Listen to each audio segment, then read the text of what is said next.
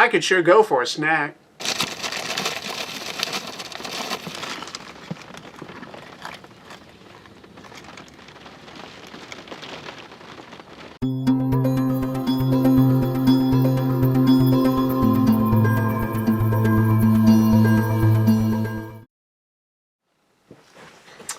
Hello everyone, Mr. Daydream here. Welcome to the show. You know, have you ever said something so sarcastically stupid because you didn't think it would actually happen, but it happened anyway?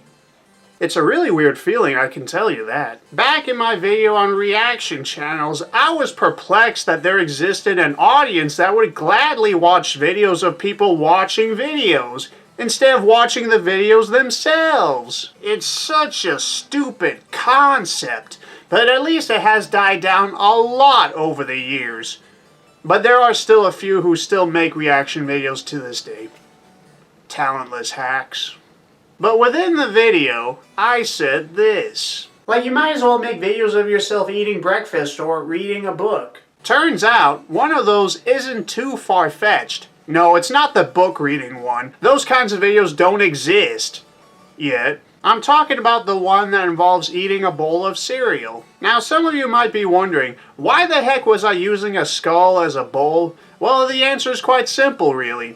All my other dishes were dirty, and it was the only one I could use. Besides, it looks so darn cool. But the thing is, there are people who would gladly watch videos of people eating food. Not just cereal, but all kinds of delicious edibles. This is what gluttony looks like in YouTube form. I'm of course talking about mukbang channels. If you don't know what a mukbang is, it's a video of someone eating food. That's basically all there is to say. Now, I know there's going to be some people say that there's a lot more to it, but if you were to summarize them, that's all there really is to say. If the word mukbang sounds foreign, it's because it is. The term originated in South Korea back in 2010, and it's actually a combination of two Korean words, one meaning eating and the other one meaning broadcast. Mukbang, mukbang, mukbang. Yeah, mukbang is basically how people outside of South Korea pronounce it. Or at least how I pronounce it. The general gist of these videos is that you eat food such as pizza or noodles in front of a web camera while interacting with your audience live. As stupidly simple as that sounds, it became extremely popular in South Korea, and there really isn't anything wrong with it, to be honest. My only gripe are the attractive females who would eat their food in a seductive way, so obviously they would get the most attention. Really gives the term food porn a whole new meaning, huh? It is unfortunate for males who genuinely try to be humorous and entertaining, but they just can't compete against those melons, man. You thought this problem only existed on Twitch? Think again. Oh well, at least we got this guy.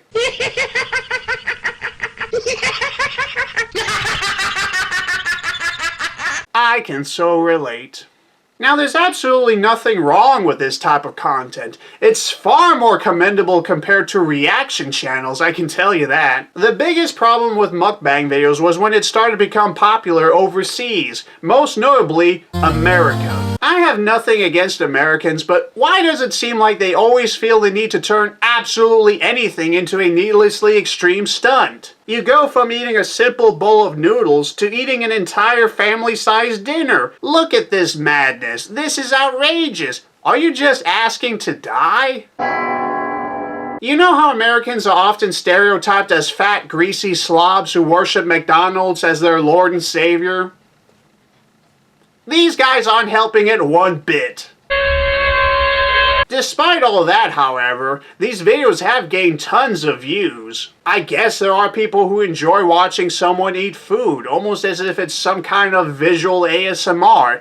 I still can't get over at how weird that is. There's an audience for anything, apparently. I have a bone-in prime rib. What the f*** is this? So who knows, maybe videos of people reading books will be the next big thing. If it does happen, remember, I was the one who started it. Like, it's not bad.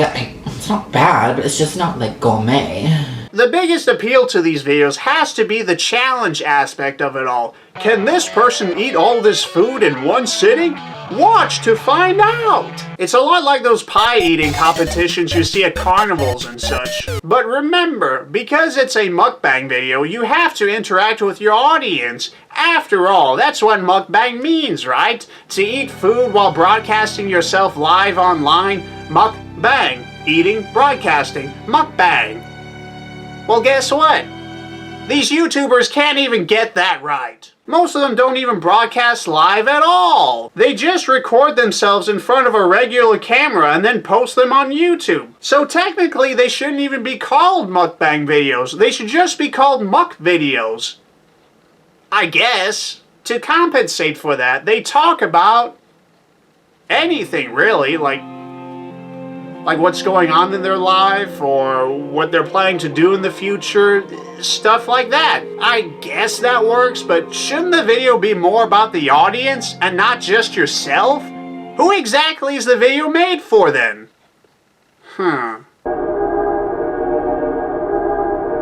Now this may sound like a weird question to ask, but am I the only one who finds these kinds of videos to be very nauseating? Don't get me wrong, if the food they're eating is plain and simple, like a bowl of noodles or a plate of fries, then that's fine. It's only a problem when they feel the need to devour a truckload of greasy foods that's dripping with calories and sodium.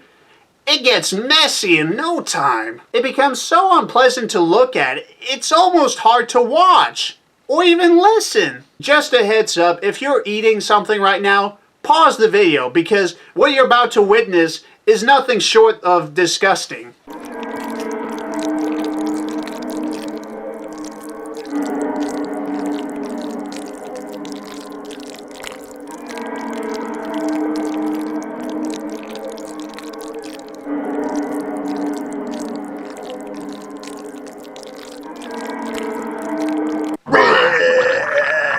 Why is there an audience for this type of content? I don't understand. It's disgusting. Why do these people feel the need to give us a visual demonstration on how to lose your lunch? As well as raise the question of, how come there aren't any wildlife documentaries on these people? It's just... Now don't get me wrong, I have nothing against these people.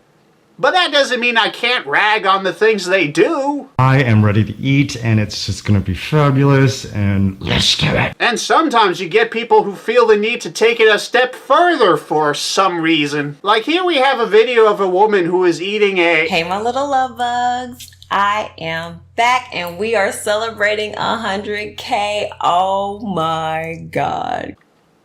A fully cooked crocodile with the head and everything. Very, very good. Thank you. So yeah, we now have a video of a woman eating a fully cooked crocodile. A young one, judging by its size. Correction, I said crocodile when the thing itself is actually an alligator. Like it really makes a difference, but whatever. It's not even croc fillet. It looks like they just tossed the whole thing into an oven and roasted the poor sucker up. I didn't even know you could order something like that. Why would you order something like that? But even with such an exotic meal like that, would you believe that the video itself is beyond underwhelming and disappointing? Like, how's that even possible with a dish like this? Well, for one thing, she hardly eats the darn thing. She only takes a few chunks from the side and that's it. She spends most of the time rambling pure nonsense that has nothing to do with the meal. And this is a 30-minute video. Give this video a thumbs up if you liked it, or if you just like me. And subscribe if you haven't already. So this is what we've come down to, folks. People using exotic dishes as a form of clickbait. You know, for a video that's all about eating, she really sucks at it. When it comes to mukbang channels, you probably heard of this one guy by the name of Nickacado Avocado. He makes all kinds of videos where he eats huge portions of food and even cook interesting things such as a galaxy pizza or a galaxy cheese quesadilla. What I really don't get about this guy is how he refers his fans as sloths. Hi, little sloths. Hi, little sloths. Hi, my little sloths. My little sloths. Sounds rather condescending, don't you think? I mean, sure, people are just sitting down while watching videos, but what do you expect? That's how people usually watch things that are on a screen, unless you expect them to watch it like this. Referring his fans as sloths. If this was coming from some bodybuilder who makes exercising videos, then that would make sense. But no! This is coming from someone who does nothing but sit on his rear and stuff his face with piles of food that even Shaggy and Garfield would consider overkill.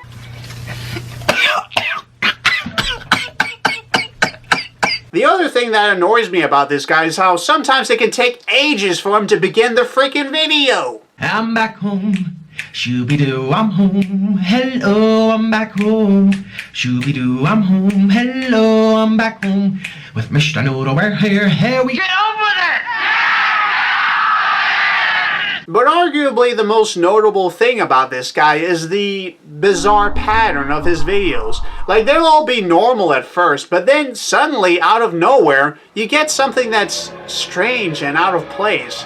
And then after that, it just goes back to being normal again. It's a lot like the webcomic Control-Alt-Delete. What do I mean by this? Well, I'll show you. Man, this thing is very dusty. I haven't used this in a while. At first, everything appears alright. A bunch of videos of him eating food, yada yada yada, until... Uh-oh, what's this? Heartbroken, why I'm leaving, saying goodbye? Huh? But then after that, Sonic Drive-In 3,000 calories mukbang. Huh, he seemed to have gotten over that pretty fast. Indian food, street Thai noodles, wait, what? Why my marriage is falling apart, and then a video titled Not for Kids, and it looks like he's in a hospital? What? But then afterwards, Giant Takis Fireballs mukbang. Okay, what the heck was that about? Let's see. Chick-fil-A, Panda Express, Chicago-style hot dogs, my life is crashing down? Huh? Diabetes and kidney failure, it's time to quit. My goodness, you'd think you'd start to feel sorry for this guy, especially after all the foods he's eaten throughout the show. Well, guess what comes immediately after this? Sonic 100 Mozzarella Stick Challenge and Pizza Hut Box Challenge 5,000 calories.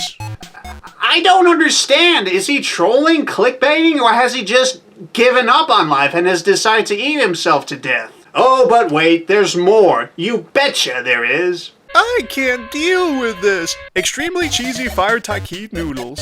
Today I got deported. Red Lobster mukbang. Tragic news. KFC box challenge. Why I'm quitting YouTube and deleting my entire channel. Yeah, right. I'm getting fat and I don't know why. Yeah, it's a complete mystery to us all. He broke up with me on Instagram. The reason my husband left me. I've had enough. My ex-husband forced me to delete this. Not for kids. Catching my husband going behind my back. Okay, I've had enough of this guy. It's getting ridiculous. He keeps doing this cycle over and over and over again. Upload a bunch of mukbang videos, then occasionally upload some hilariously over-the-top video where he breaks down, only to be followed by a tasty mukbang video, again and again and again. Rinse, repeat. Now I've seen a number of these videos where his life is falling apart or something, and don't get the wrong idea. I'm not watching them because I'm concerned for this guy. I'm just watching them for my amusement. And there's me on the computer. Now I have to edit. Now I have to edit. Now I have to make this thumbnail.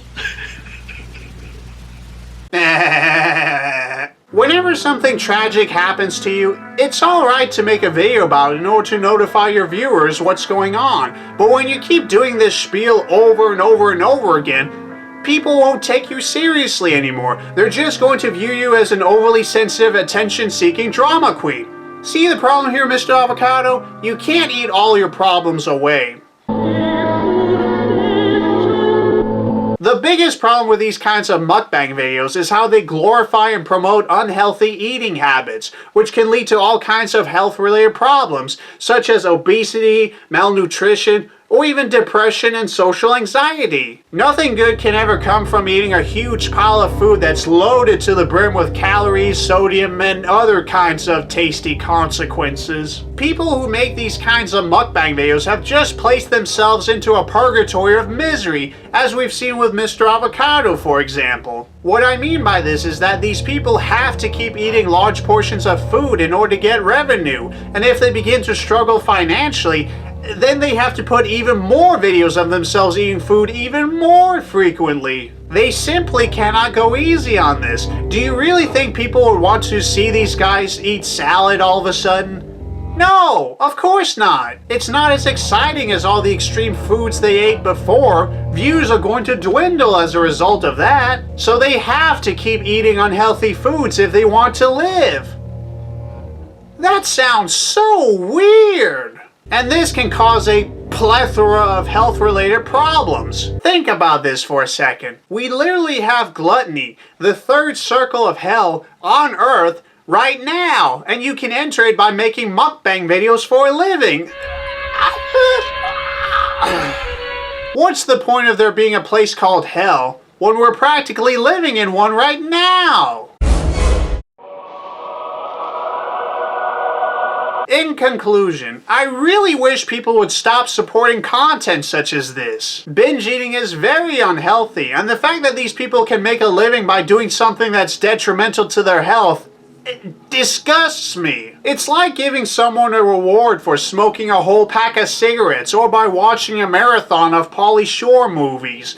You're only going to encourage them to continue ruining their life even more. It's very messed up when you think about it. You're slowly watching their life deteriorate over time to the point to where they become a broken down mess, like we've seen with Mr. Avocado, for example. As much as I love food, even I wouldn't want to succumb my gut to this overwhelming barrage of calorie-infested greasy goodness that is junk food. Now, when it comes to junk food, you can eat it if you want. Just make sure you don't eat it too often.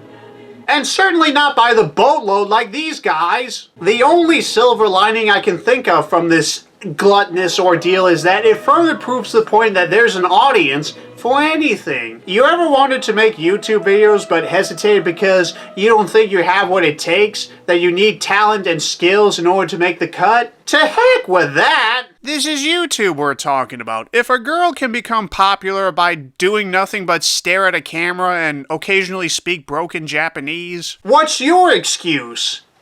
Exactly. Quit being pessimistic. It's not healthy. So thank you very much for attending today, and I hope to see you again. And remember, while junk food does taste good, it comes with a hefty price, so always be wary of that. Take care, and have a nice day.